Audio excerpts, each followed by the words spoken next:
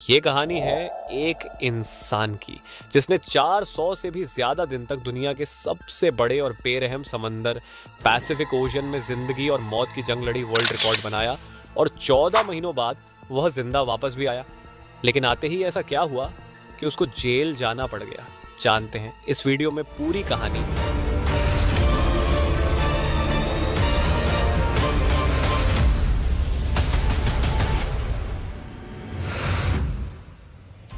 Pacific ocean का नाम सुनते ही लोगों को पसीने आ जाते हैं। देखें, पूरी दुनिया में 71% पानी है जो डिवाइडेड है 4 ओशन में, जिनके नाम हैं Atlantic, Pacific, Indian and Arctic. सबसे बड़ा ओशन पैसिफिक है। ये इतना बड़ा है कि जमीन का कुछ हिस्सा जो 165 मिलियन स्क्वायर किमी बनता है, ये अकेला ओशन 148 मिलियन स्क्वायर किमी को निगल सकता है। इस ओशन पर कुछ ही आइलैंड्स हैं जो बहुत ही छोटे हैं और कुछ तो ऐसे आइलैंड्स हैं जिन पर आज तक कोई इंसान जा भी नहीं सका। अब अगर गलती से भी कोई इंसान पैसिफिक ओशन में गुम हो जाए तो उसको ढूंढना तकरीबन नामुमकिन है। पैसिफिक ओशन में 14 महीनों तक जिंदा रहने वाले इंसान का नाम था जोश सल्वाडोर एल्वारेंगा। इस इंसान के पास 7 फुट की छोटी सी बोट थी जिस पर सीधा लेटा भी नहीं जा सकता था, और यह बंदा 1 साल से भी ज्यादा इस बोट पर जिंदा भी रहा। समंदर की बेरहमी का भी मुकाबला किया और वर्ल्ड रिकॉर्ड भी बनाया जो आज तक कोई और इंसान तोड़ भी नहीं सका। जोश सिर्फ अपनी किस्मत से मजबूर था कि वह इस बदतर मुश्किल में फंस गया। यह बात है 2012 की। हौजे 36 साल का एक एक्सपीरियंस मछेरा था जो मेक्सिको के एक गांव कोस्टा अजुल में रहता था। 17 नवंबर 2012 में जोश और उसका एक साथी मिलकर फिशिंग करने निकलते हैं। रोज की तरह अपनी 7 फुट की छोटी सी बोट पर इस बोट पर ज्यादा दूर जाकर मछली नहीं पकड़ सकते थे क्योंकि बोट बहुत छोटी थी जिस पर एक इंजन और एक ही फ्रिज था, तो यहाँ कुछ ही मछलियां पकड़ सकते थे। दोनों ने 30 घंटे में वापस आने का फैसला किया। दोनों निकल पड़ते हैं। मेक्सिको के किनारे से 120 किमी दूर अपना जाल समंदर में बिछा रहे होते हैं कि अचानक एक खतरनाक समुद्री तूफान उनको अपनी तरफ आता नजर आता है। वक्त बचाने के लिए वो जाल को भी वहीं छोड़ देते हैं और बोट को फुल स्पीड पर भगाते हैं। मुसलसल 6 घंटों तक वो किनारे से सिर्फ 20 किमी ही दूर थे कि बोट का इंजन अचानक खराब हो जाता है। उनको किनारा भी दिख रहा था और उनका गांव भी तूफान काफी पीछे रह गया था। उनके पास एक रेडियो था जिसके जरिए उन्होंने अपनी लोकेशन अपने बॉस को भेज दी और जवाब का इंतजार करने लगे। किस्मत इतनी खराब निकली कि रेडियो की बैटरी भी डेड हो गई।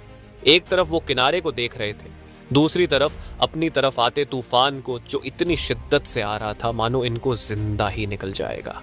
तूफान के साथ हवाओं की शिद्दत इतनी तेज थी कि उनकी बोट किनारे से दूर होने लगी। कुछ ही देर में किनारा भी मंजर से हट गया और तेज लहरें इनको दूसरी तरफ खींचने लगी।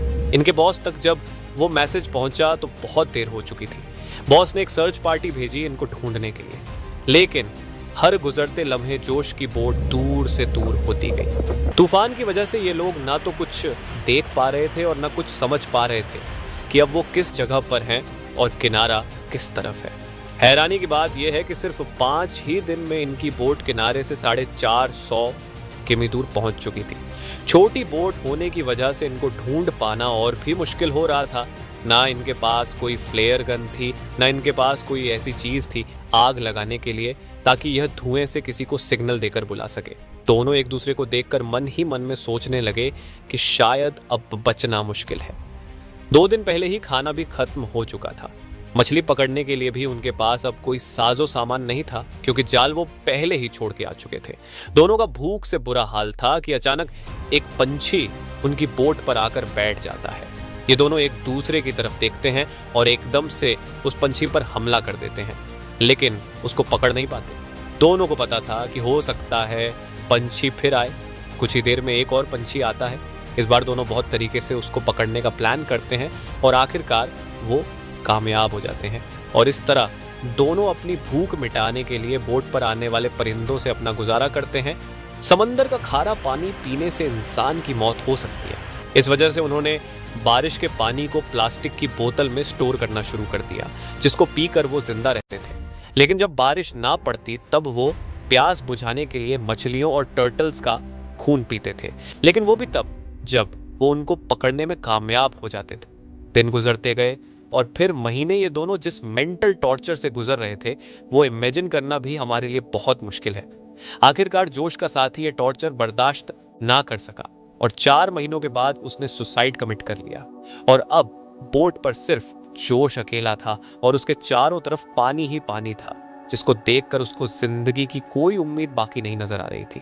लेकिन अपने हालात से तंग आकर वो जैसे तैसे जिंदगी गुजारने लगा।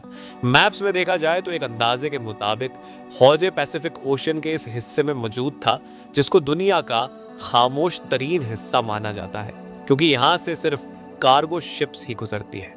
मेक्सिको के किनारे को छोड़े 6 महीनों से भी ज्यादा हो चुके थे और इस दौरान जोश ने अपने साथी को भी खो दिया था। इस वजह से वो काफी ज्यादा फ्रस्ट्रेट हो चुका था। एक दिन जोश को दूर समंदर में एक कार्गो शिप नजर आती है। पिछले 6 महीनों में ये पहली शिप उसको नजर आई थी और ये मंजर देखते ही उसमें जिंदा रहने की उम्मीद फिर से वापस आ गई। जोश ने कार्गो शिप की तरफ हर मुमकिन इशारा करने की कोशिश की, लेकिन बदकिस्मती से शिप इतनी दूर थी कि जोश को वो ना देख सके और देखते ही देखते जोश की नजरों से वो शिप भी गायब होने लगी और वो ये सोचने लगा कि शायद मेरी किस्मत में मरना ही लिखा है। दोस्तों जरा सोचो, 6 महीने तक आप दुनिया की ऐसी जगह पर टक हो जहां पर आपको दूसरा इंसान भी नजर नहीं आता, और अगर एक लंबे अरसे के बाद आपको कोई दिखे लेकिन वो आपको ना देख सके और गुजर जाए तो आपको कैसा लगेगा। 11 महीनों के बाद हौजे अपनी इस छोटी सी बोट पर 8000 किमी ट्रेवल कर चुका था। उसके कपड़े भी फट चुके थे और उसके पास खुद को सनलाइट से बचाने के लिए सिर्फ एक अंडरवेस्ट ही बचा। आखिरकार वो घड़ी आ गई जब किस्मत जोश पर मेहरबान हुई। फाइनली 439 दिन बाद 30 जनवरी 2014 को उसे अपने आसपास नारियल तैरते हुए दिखाई दिया और आसपास कुछ पंछियां भी मंडरा रही थी। ये नज़र देखकर वो समझ गया कि आसपास कोई आइलैंड जरूर होगा। फिर उसे दूर एक आइलैंड दिखाई दे रहा था। उस आइलैंड तक पहुंचने के लिए उसे करीब आधे दिन का समय लगा।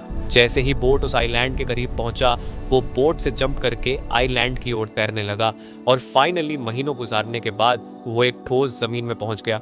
दरअसल इस आइलैंड को इबोन ओटोनी कहा जाता है, जो कि दुनिया का सबसे छोटा आइलैंड है। ये ऊपर वाले का चमत्कार ही था कि हवाओं का रुख कुछ इस तरह से उसके बोट को मोड़ दिया कि उसका बोट उसे छोटे से आइलैंड की ओर ले गया।